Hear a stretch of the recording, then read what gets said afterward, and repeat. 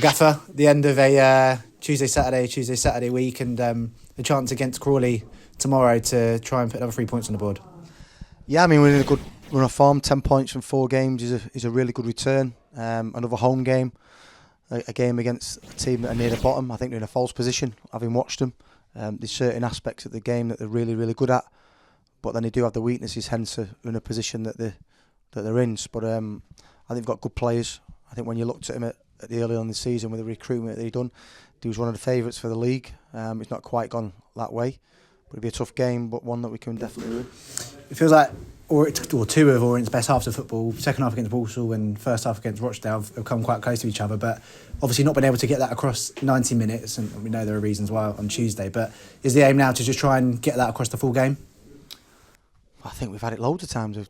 We're having it the full 90 minutes. It's just that games change. You know, I watched Man City versus Arsenal the other night, and Man City, the best footballing team probably in the history of the Premier League. But the game has changed, and all of a sudden they're hitting long balls to Haaland, they're getting second balls, and they're getting up the pitch. We're at a part of the season where Rochdale first half, I didn't expect that performance. We were so energetic from obviously what we knew before the game with the illnesses and such. You know, the performance was outstanding. But then it's on the back of, like you said, 4 games in 2 weeks, second Tuesday on the bounce, running late in the game. I thought from minute probably 55 to 75, we looked tired, we looked leggy.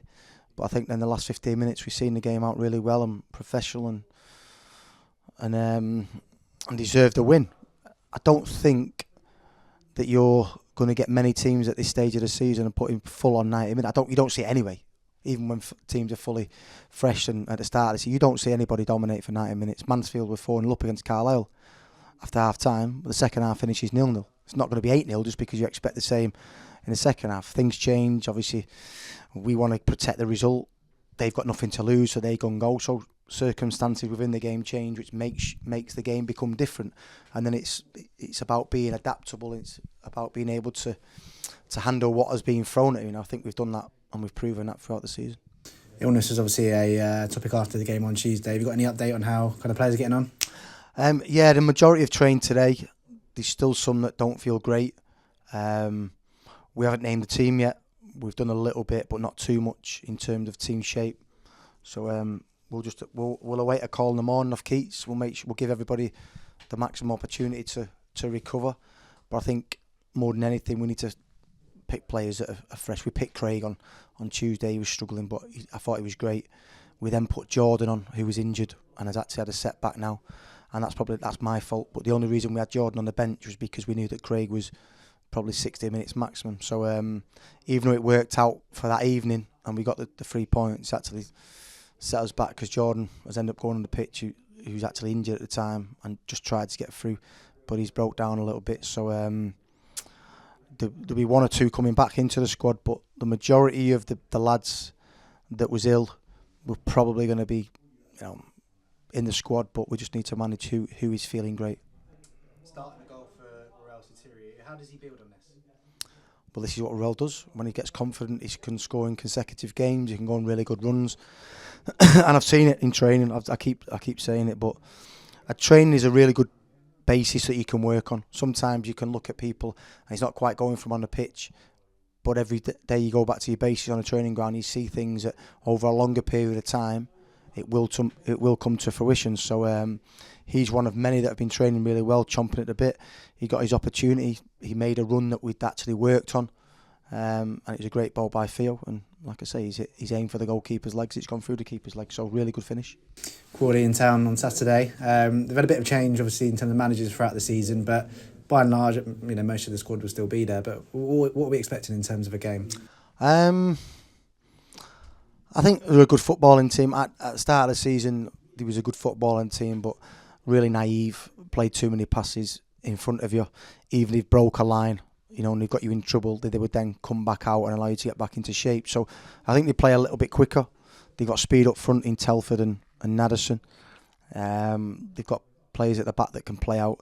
I think they're a really, really good football team. Stockport hurt them a lot on transition on Tuesday. It was a game that after half an hour, I looked and probably Crawley should have been a couple of goals up. It was 1-1.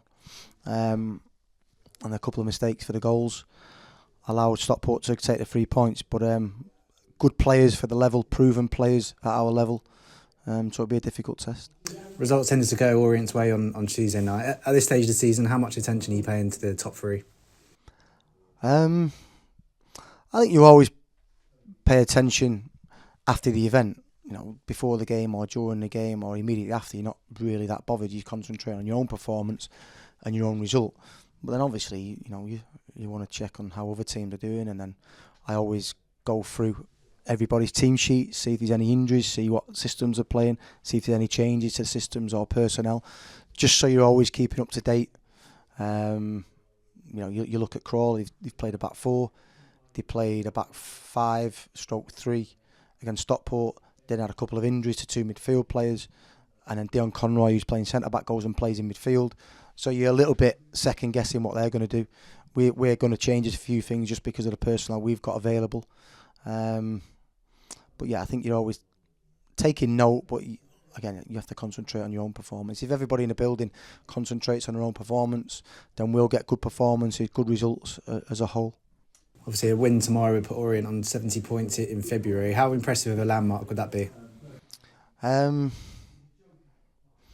just asking me an irrelevant question. If I'm being honest, what does it matter? We just need to keep a gap between us and fourth. The aim was always to get into the playoffs. We're not mathematically in the playoffs yet. So once we're mathematically in the playoffs, we will then try and get in the top three. And then once you're safe in the top three, you'll try and win the league. Whether that be 87, 86, 81, we don't know. What I will say is a lot of teams have got to play each other, and there is a lot of teams that are catching the playoff teams up. So that probably from 4th, 5th to probably 13th, 14th, anybody can get in there. So, you know, I would imagine that the playoff place will go right to the wire. But what does 70 points have a landmark for you? That's pretty impressive. It's more than we got last year in a full season, so I just don't know the record. Well, it's not like 100 points. If you say we need to win to get 100 points, then I'd be absolutely buzzing. But 70 points, what does it mean? Doesn't mean anything to me. Well, Crawley obviously mentioned their trip to Stockport midweek. Took them pretty close, and by all accounts were very good. That kind of shows the kind of level they are playing at, despite maybe being a little bit lower down the table. No, like I said, they're a really good football team. Some of the rotation, some of the movement, they look like a well-coached team, but they have certain vulnerabilities that we've seen that obviously they're in the position they are because of certain things. But if we're not right, then they can hurt you. They play some really good stuff, but we need to make sure that we're on it defensively, and you know we can definitely hurt them going the other way.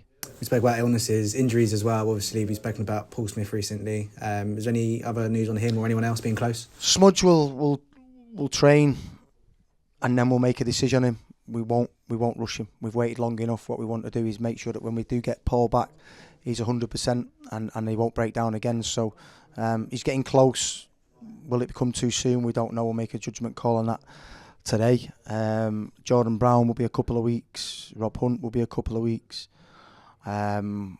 Duke, we're just waiting for a scan on him. McCart will probably miss one more week. And then you've got the ones who have been out a long time, like Ant Giorgio, Dan the Krumer. Dan the Krumer will probably be another a week to 10 days. Anybody else have missed out? And then hopefully Dan App might be available for the last 2 or 3 games of the season. And just finally then, looking like we could be another sellout at Brisbane Road, and we've seen how often that can help make an impact this year. Yeah, I mean, it's a bit weird on Tuesday night when we think it's going to be a sellout, and then we've sold a certain amount of tickets and only a certain amount of our supporters turned up. I think we sold over 6.5, whatever it was, tickets, and 1,900 didn't turn up. So 1,900 of our fans have decided to take either the wife or husband or boyfriend or whatever it may be out for Valentine's dinner, then come and watch us play, which I'm not happy about. But no, it was a good atmosphere, good crowd. But why would you put a game on Valentine's Day when all the fellas are getting pressured into taking another house out for a meal? How did your wife take it? Well, it was my job. I got no other option. I ended up taking her out yesterday though instead, so I did make it up to her. But obviously with more of a full house tomorrow, hopefully, we've seen how that atmosphere can kind of help their team. Yeah, no, it's class. Every Saturday home game has been really, really good, and everybody can feel it. And again, the supporters should be really pleased. I know we was holding on a little bit at the end, but some of the football, you see, we have to also remember this is 4th division football, and some of the play that we played on Tuesday, some of the stuff we played away at Walsall, it's not 4th division football. We have got players that don't belong in the 4th division of English football, so it's exciting, you know, and the fans should appreciate what they've got.